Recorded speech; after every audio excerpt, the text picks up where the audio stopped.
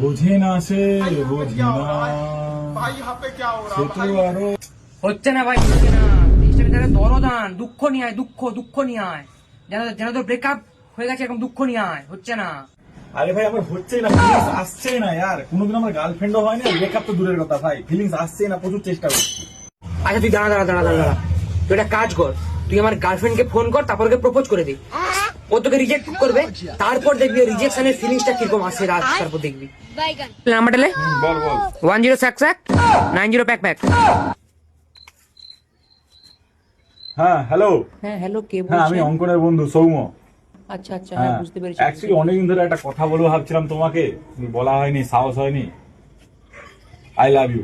হ্যাঁ, আমিও তোমাকে অনেকদিন বলবো বলবো বলে আর বলা হয়নি। আমিও তোমাকে অনেক ভালোবাসি। ওই অঙ্কনের প্রতি আমার ফিলিংস চলে গেছে, তোমাকে আমি